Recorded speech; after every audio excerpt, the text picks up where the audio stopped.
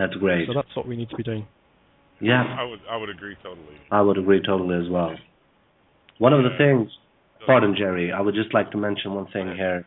One of the things our dear Mr. Julian mentioned here is, well, yeah, of course, to stop the wars, of course, and to maybe invest more in the educational center in order to create more understanding for all our different groups.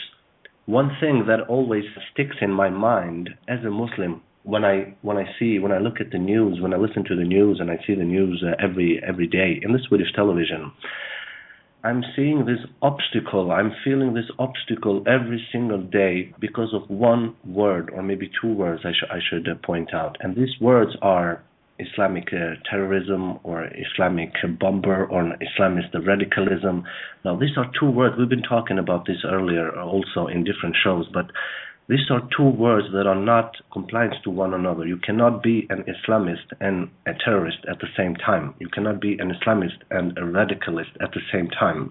It is physically, it is spiritually impossible.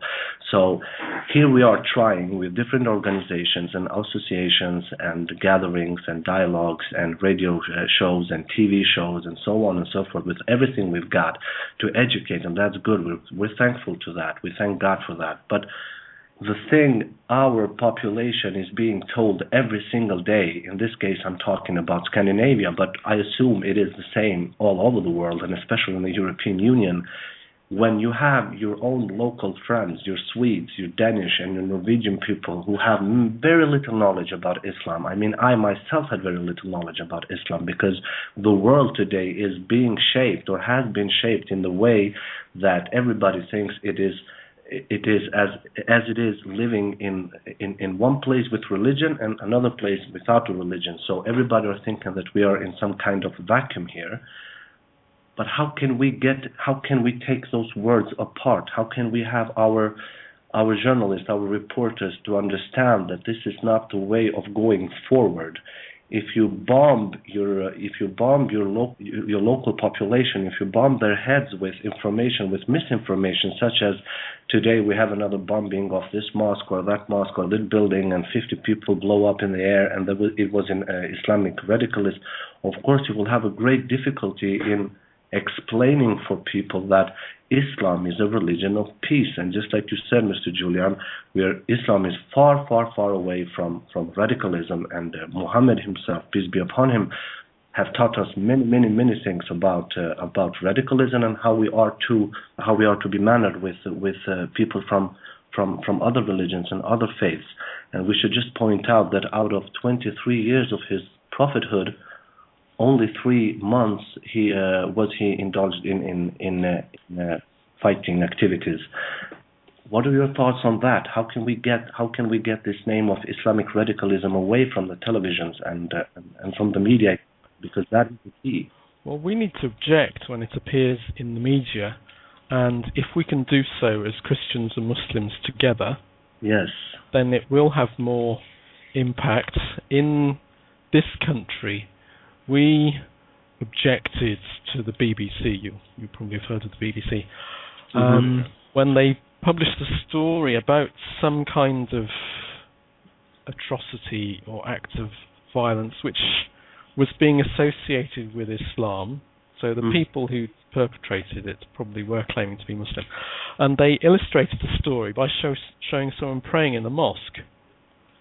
So we wrote to them, said it was totally inappropriate to use a picture of someone praying to illustrate a story about an atrocity. And they did change it. They did take the picture down. That's great. So we need, which is great, yes. So we need to keep doing that.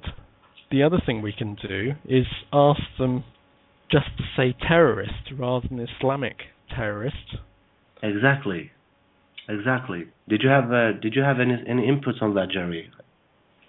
Really, the best thing I can say is we just have to go back to education. Because education is so important on all levels, all around the world right now. And there are so many people with so many misconceptions, not only of Islam. You know, people have misconceptions of Islam, of Judaism, of Christianity. Christianity as well, yeah. Yes, none of them are bad. the thing that is bad is the miseducation or misunderstandings that people have, and rather than to ask or to look or to read, they jump in with this romanticism that gets caught up with people on attacking the different faiths. And when they do this, it not only causes harm to the way that other people look at those people, but it also helps to spread this miscommunication. So I think one of the big things, like Julian was saying earlier, the need to spread out and really educate people in these areas and to get people to know each other, which is another reason why I think that Christian Muslim Forum is really an amazing project, is because it does connect people. It does get people talking to each other.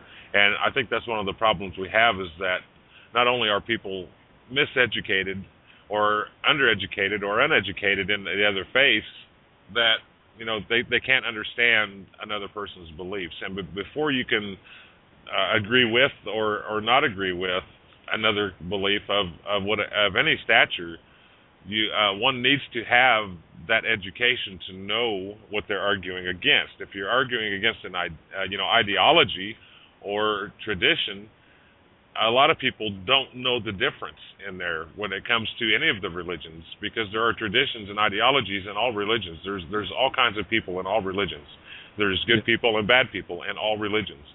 And the thing that we do fight, the most thing I see that we fight against is the people that go with the tradition and ideology, because this is all you hear about with any of the three Abrahamic religions. If you hear anything about them, usually on the news, on the media, it's bad. So people don't see the good people in these religions. They don't see the good that comes out of them. They don't see the charity work and that the hands that are outreaching to help each other or to help communities around the world, or to help spread messages such as ours. You don't see our message or Julian's message on mainstream news, because it doesn't sell. Good news doesn't sell. Bad news sells, which I'm really glad we don't have a lot of bad news on our shows, because myself, I don't think I could work for mainstream media, because I'd probably get fired. Because if one is always looking at the bad in something, they're going to find bad in it. If you're looking hard enough for something, you're going to find it, because it exists everywhere in the world. We need to look for the good in things. We need to get people to look at the good in things. And we also need to keep in mind the bad in things. I mean, this is one of the struggles that we have in any of the faiths. It's our duty, being faithful in our religions, whatever religion you are, to dispel these myths, to dispel these theologies, to look past the tradition and get people to understand what is tradition and what is actually the works of our faiths. Because tradition and theology and ideology and romanticism and cynicism, and this all is a worldwide problem.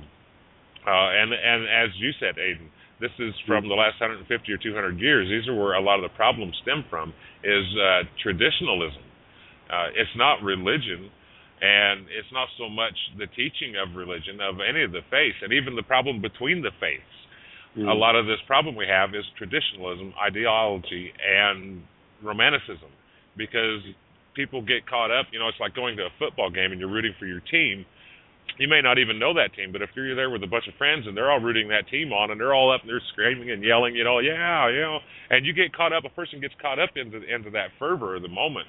And the same thing can happen when people are talking about religion, and it happens quite frequently. Because it's a touchy subject with a lot of people.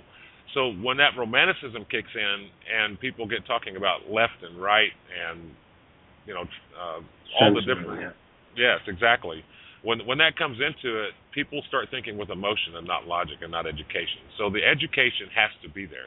And I'd talked several times about this on the TV and radio the last week or two, is that the U.S. spends $1.3 trillion, not billion, trillion dollars, $1.3 trillion, and $30 billion could feed the entire world. So we spend $1.3 trillion a year on wars, spreading democracy, quote unquote, because I do not believe in that analogy of why they say, peacekeeping missions. Like Julian said on a show the other night, they can call it apples or balloons. It's still socialism when they try to implant their idea of democracy on another country without knowing that country's culture or what they need or the way that country works. You know, we're in Afghanistan, and most of the troops that we have in Afghanistan, they don't know the language, they don't know the culture, they don't know the traditions, they don't know the religions. No. So they're over there fighting on a peacekeeping mission, and what are they fighting for? Whose peace are they fighting for?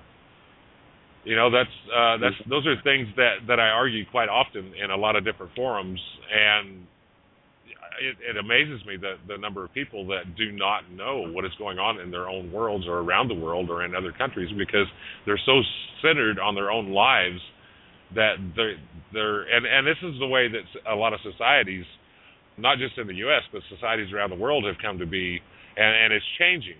But, you know, if you're in this society, then or your community, then that community spirit gets caught up, and a lot of people, I think, fall into this, is that, well, I'm supporting my community, I'm supporting my church, I'm supporting the people in my area. Okay, well, that's all well and good, but if nobody's supporting that out of their area, how are you going to know anybody out of that area? Exactly. So I think the point of education and cross-communication is very, very vital coming to peace around the world.